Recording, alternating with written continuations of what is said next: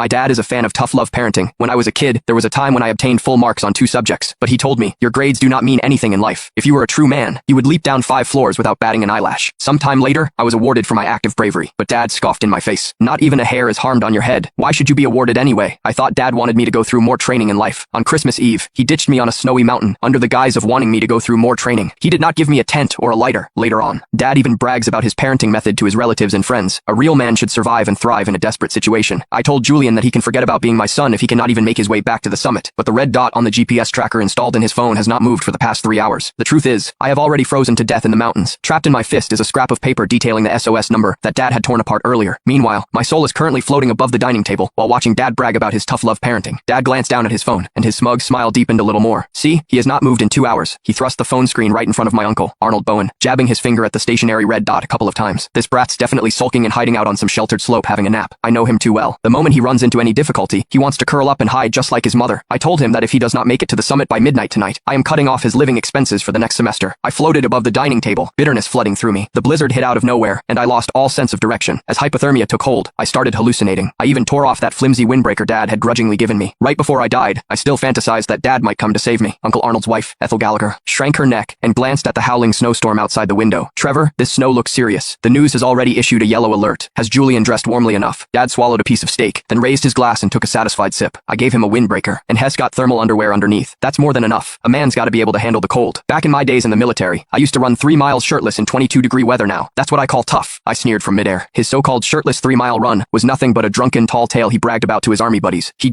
turned his own drunken fantasies into truth, and then mercilessly imposed them on me. But Dad, I was already stone cold dead. I floated right in front of Dad. I wanted to tell him that I had tried my hardest, that I had wanted to keep climbing, but my lungs felt like they were exploding, each breath like swallowing knives. My legs had gone numb long ago, all because of the single-layer hiking boots he forced me to wear to toughen up my will. I screamed right in his face, Dad, I am cold, so cold. After muttering something under his breath, he picked up his phone and held down the voice message button. Julian, quit playing dead. I see your location has not moved. Are you staging a sit and protest against me? Well, let me tell you, it will not work. If you are not at the summit by midnight tonight, do not even think about going back to that crappy college of yours. You can go work on a construction site instead. His finger lifted, and the message was sent. I stared at that familiar chat window. The last message was still the one I sent him 3 hours ago. Dad, I cannot breathe. Is the medicine in your bag? I think I forgot to bring it. His reply was, medicine. I already threw it away. That stuff's a crutch for the weak. Just tough it out. It will pass. In that moment, I fell into utter despair. I kept climbing in the snow until the last trace of warmth drained from my body now, floating in midair. I stared at the face of the man I had called Dad for 20 years. Suddenly, he felt like a complete stranger. This was my dad. To him, my life was worth less than a plate of appetizers or a topic to brag about in front of relatives. Just then, urgent pounding on the door rang out.